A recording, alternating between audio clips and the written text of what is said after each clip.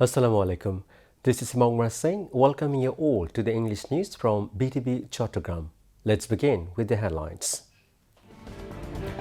A draft of Anti-Corruption Commission Amendment Ordinance 2025 gets final approval by Advisory Council.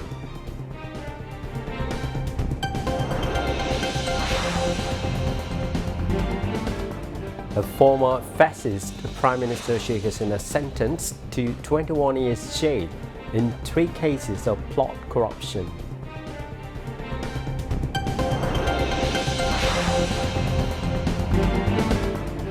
Investigation officers' testimony completed in Abu Sayyid murder trial. Next hearing on December 9.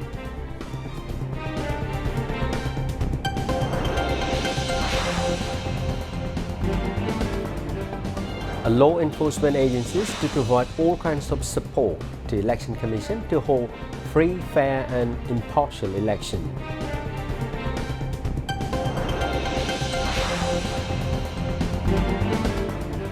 A women most sufferer of cyberbullying advised to be careful using online platforms.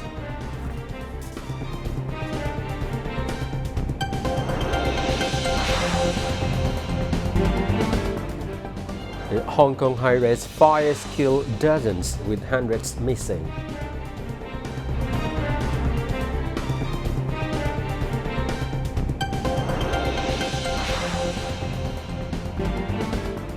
And Bangladesh chasing target of 182 against Ireland in first of 3-match T20 internationals in Chattogram.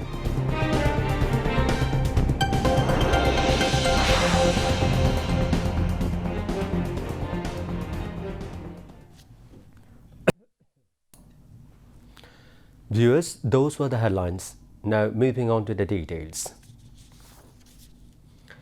The government has approved the drafts of 4 ordinances. The Council of Advisors gave the final and in-principle approval to the drafts of the ordinances at its weekly meeting at the Chief Advisor's office in the city today. Chief Advisor Professor Mohammad Yunus chaired the meeting. The ordinances are Anti-Corruption Commission ACC Ordinance Amendment 2025, Prevention and Suppression of Human Trafficking and Smuggling of Migrants Ordinance 2025, Rajdhani Unnayan Kortripokho Ordinance 2025 and National Human Rights Commission Ordinance 2025. After the meeting, the Chief Advisor's Press Secretary Shafiqul Alam briefed the media at the Foreign Service Academy this afternoon. আজকে 4টি বিষয় মূলত আলোচনা হয়েছে এবং কিছু খসড়া আইন চূড়ান্ত অনুমোদন হয়েছে। প্রথমটা ছিল দুর্নীতি দমন কমিশন সংশোধন সংশোধন অধ্যাদেশ 2025 এর খসড়া নীতিগত ও চূড়ান্ত অনুমোদন হয়েছে। দ্বিতীয়টা ছিল মানব পাচার ও অভিবাসী চোরাচালান প্রতিরোধ দমন অধ্যাদেশ 2025 এর খসড়া চূড়ান্ত অনুমোদন হয়েছে। আর তৃতীয় ছিল রাজধানী উন্নয়ন কর্তৃপক্ষ অধ্যাদেশ 2025 এর খসড়া নীতিগত ও চূড়ান্ত অনুমোদন হয়েছে। আর 4 ছিল জাতীয় মানবাধিকার কমিশন অধ্যাদেশ 2025 এর সংশোধন প্রস্তাব নীতিগত চূড়ান্ত অনুমোদন হয়েছে। দুর্নীতি দমন কমিশনকে কিভাবে আরো এফেক্টিভ একটা অর্গানাইজেশন করা যায় এবং বাংলাদেশের শেখ হাসিনার আমলে যেভাবে দুর্নীতি বিস্তার লাভ করেছিল এটাকে কিভাবে রোধ করা যায় সে বিষয়ে একটি দুর্নীতি দমন আইনটি নীতিগত ও চূড়ান্ত অনুমোদন হয়েছে। দুর্নীতি দমন কমিশনের কাজের প্রতিবেদন এখন থেকে তারা 6 মাস ষান্মাসিক মানে 6 মাসে অনলাইনে পোস্ট করবেন। আর একটা হচ্ছে যে যারা দুর্নীতি দমন কমিশনে আছেন তাদের অফিসারদের মূলত এটা এখনো ডিসাইড হয় নাই যে কারা কারা করবেন, বাট একটা নীতিগত ডিসিশন হয়েছে যে দুর্নীতি কমিশনের যে অফিসার বা যারা এই সরাসরি এই দুর্নীতি দমনের সাথে সম্পৃক্ত তাদের সম্পদের হিসাব দিতে হবে। এটা এই নতুন লতে এটা থাকবে আর কি। রাজধানী উন্নয়ন কর্তৃপক্ষ অধ্যাদেশ 2025 এর এটা একটা খসড়া নীতিগত ও চূড়ান্ত অনুমোদন হয়েছে। এখানে মূল ফিচারগুলো ছিল যে আপনি জানেন যে অনেক ক্ষেত্রে এই খেলার মাঠগুলোকে আমরা নষ্ট করে ফেলি, তারপরে একটা ভূমির তো বিভিন্ন রকমের বিন্যাস থাকে, এটা কি জলাভূমি নাকি এটা উঁচু ভূমি। তো দেখা যায় যে ওই জায়গাটা অনেকে চেঞ্জ করেন, করে এটাকে রাজুকের ভিতরে এটাকে বিভিন্ন ধরনের স্থাপনা তৈরি করেন। সেই জন্য আজকে চিফ অ্যাডভাইজার বলেছেন যে এমন কোনো অথরিটি করা যায় কিনা যেটা সারা বাংলাদেশেরই আসলে ভবন কনস্ট্রাকশনের অনুমোদনের এটা কাজ করবে। তো এই বিষয়ে চিফ অ্যাডভাইজার আজকে নির্দেশ ছিল গণপূর্ত এবং হাউজিং মিনিস্ট্রিকে যে তারা যেন এটা একটু এক্সামিন করে দেখে কিভাবে একটি এমন কোনো অথরিটি করা যায় কিনা যার আওতায় সারা বাংলাদেশে যেখানেই হোক প্রত্যেকটা বাড়ির ক্ষেত্রেই যাতে আমরা কনস্ট্রাকশন রুল মেনে চলি এবং ফায়ার সেফটি হ্যাজার্ডগুলো ফায়ার সেফটিটাও ইনশিওর করি। সেই জন্য উনি আজকে এই খুব একটা নাতিদীর্ঘ একটা আলোচনা হয় এবং এই বিষয়ে চিফ অ্যাডভাইজার নির্দেশ দিয়েছেন। A Dhaka court today sentenced former Prime Minister Sheikh Hasina to 21 years in jail in 3 cases over irregularities in plot allocation by Rajdhani Union Kortipokho Rajuk. Judge Muhammad Abdul Al Mamun of Dhaka Special Judge Court 5 delivered the judgment in the packed jam court in her absence. Hasina, who took shelter in India amid the mass protest on August 5 last year, got 7 years in jail in each case, totaling 21 years of jail. Her son Sajib Wajid Joy and daughter Saima Wajid Putul were also awarded 5 years in jail each, with Joy facing a fine of 1 lakh taka. A former Rajuk official, Khurshid Alam, who was present at the dock during the verdict delivery, was sentenced to 1 year of jail. Besides, Housing and Public Work official Saiful Islam Shorkar was acquitted from the charges in the cases. The court in its observation said Sheikh Hasina betrayed the country by grabbing public property under her name without following legal procedures. On November 23, the court said November 27 to deliver judgment in the cases filed by the Anti-Corruption Commission ACC over graft. On July 31, the court framed charges against 47 people, including Hasina, her son Shojibwada Joy, daughter Saima Wajid Putul in the case. 91 witnesses testify in the cases. The ACC filed the 6 cases in January this year, accusing them of illegally securing Rajuk plots misusing their positions. A charge sheet in all 6 cases was submitted to court. According to the case statement, Sheikh Hasina and her family members, in collaboration with high-ranking officials of Rajuk, allocated plots on political consideration through abuse of power and irregularities on July 20. The 6 cases over Rajuk plot allocation were transferred to the 2 special courts, Dhaka Special Court 4 and Special Court 5. In the case over killing of Abu Said of Rangpur, the first martyr of the July mass uprising, the testimony of the case's investigation officer Muhammad Alamgir has been completed against 30 accused, including former Vice-Chancellor of Begum Rokeya University Hasibur Rashid. The next hearing for testimony has been set for 9 December. In addition, in another case over the killing of 3 people in front of Gauripur police station in Maimansingh on August 5 during the July uprising, the tribunal has directed that the investigation report against the 6 arrested accused be submitted by 28 December. These 2 orders were issued today by the judicial bench of the 3-member International Crimes Tribunal 2, led by Justice Muhammad Nazrul Islam Chaudhuri. The 2 other members of the tribunal are retired District and Session Judge Munjurul Basit and District and Session Judge Nur Muhammad Shahriar Kabir. Earlier, the recording of the testimony in the case began on 28 August with the statement of Abu Said's father, Muqbil Hussain. Out of the 30 accused in this case, 6 have been arrested while the remaining 24 are absconding. Meanwhile, in another case related to the July uprising over the killing of 2 people, including the shooting of Amir Hussain, who was hanging from the cornice of a building in the Rampura, the International Crimes Tribunal has fixed 2 December for the next hearing of the testimony against 5 accused, including former DNP Commissioner Habibur Rahman. This order was given today after the completion of testimony at Tribunal 1. At the same tribunal, in the case over the killing of 6 people, including martyrs Anas, in the Chankarpur area of the capital during the July mass uprising, the cross-examination of the final witness, the Chief Investigation Officer Muhammad Munirul Islam, has been completed against 8 accused, including former DNP Commissioner Habibur Rahman. The tribunal will fix 30 November as the date for presenting arguments. With the completion of the defense cross-examination, the testimonies of a total of 26 witnesses in the case have now been completed. What remains are the presentation of arguments and finally the pronouncement of the verdict. Earlier, 16 accused who had been arrested in these 4 crimes against humanity cases were produced before the tribunal in the morning.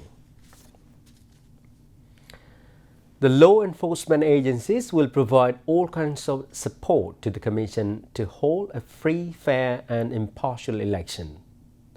Election Commission Senior Secretary Akhtar Ahmed made this statement today after a meeting with law enforcement agencies at the election building in Agargaon ahead of the upcoming 13th parliamentary election. In the morning, under the chairmanship of the Chief Election Commissioner A.M.M. Nasiruddin, 4 election commissioners, the Home Secretary, the EC Secretary and top officials of various forces and agencies participated in the meeting. The EC Secretary said that it was decided in the meeting with all agencies that a cybersecurity cell of the law enforcement agencies would be in place to monitor and prevent misinformation during the election. Besides, there will be checkpoints at various places during the election.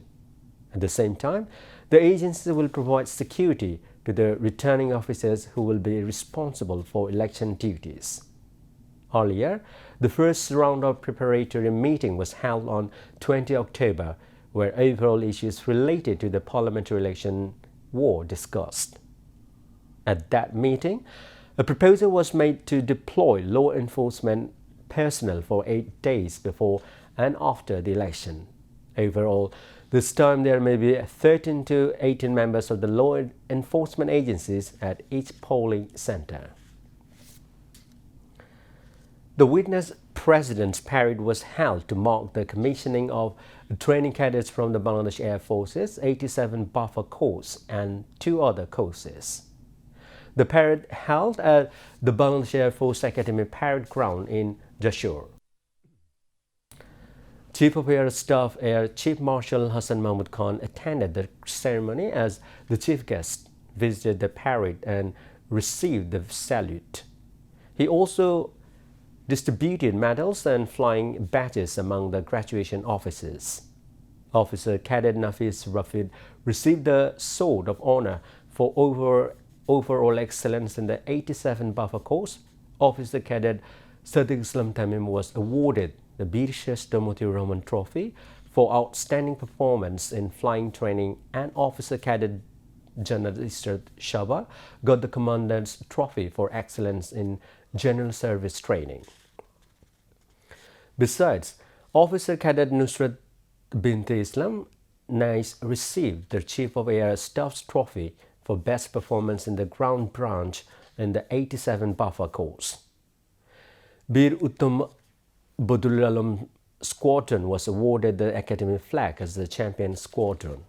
In his speech, the Chief of Air Staff said the Air Force's training system has been modernized and made time appropriate with the addition of modern training aircraft, radars and simulators.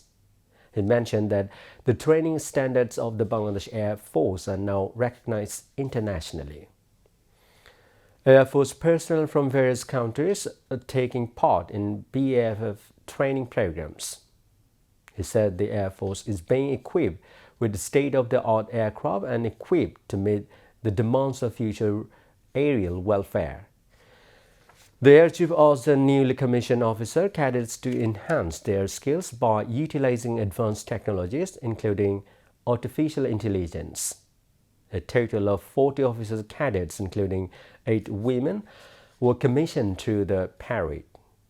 Later, the audience enjoyed the fly-past by Academy aircraft, an aerobatic display, and a parajumping exhibition by BAF paratroopers.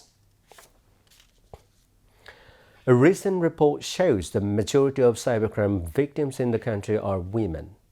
Cyberbullying, online trolling, and harassment through derogatory comments have become a daily reality for many women.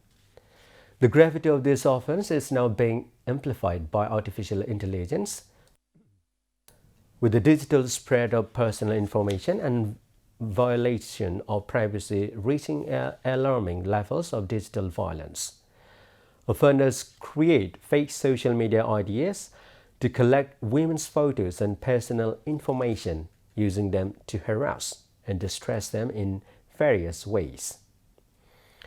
Many victims silently endure these crimes due to a lack of awareness on the fear of social stigma and dishonor. Furthermore, many do not easily get access to legal remedies. In response, concerned guardians and relevant authorities are urging women to become more aware of how they use digital platforms and to be conscious of the available legal protections to find a way out of this growing threat. Authorities emphasize the need to ensure that cyber criminals, like other offenders, are punished. Those who are victims of cyberbullying and trolling must be mindful and informed about their use of social media platforms. The annual 16 Days of Activism Against Gender-Based Violence program, which runs from November 25 to December 10, is being observed. This year, the program has specifically called for an end to digital violence against girl children. For this reason, relevant stakeholders are demanding the enforcement of stricter laws and the strengthening of digital security measures. Now, international news.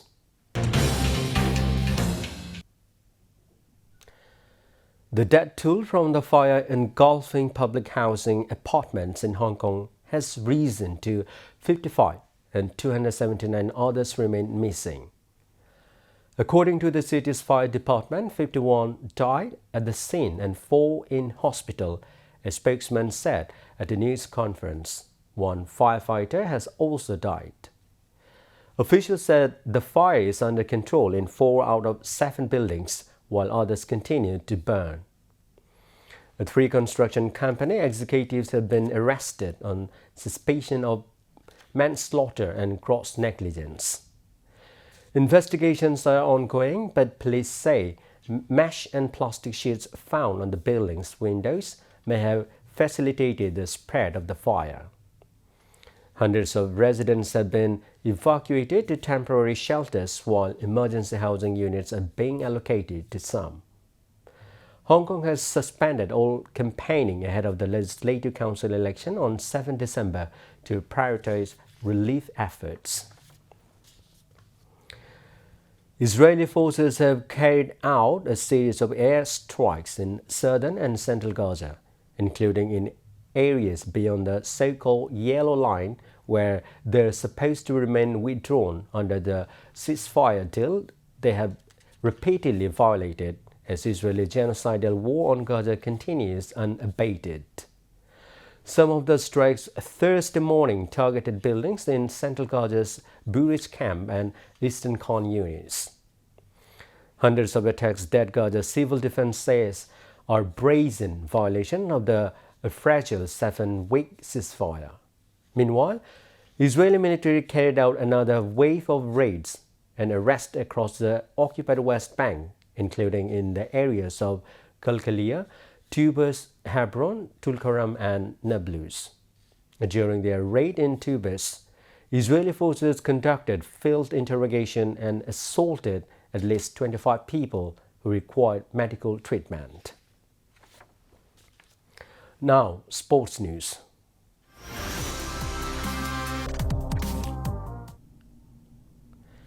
Cricket.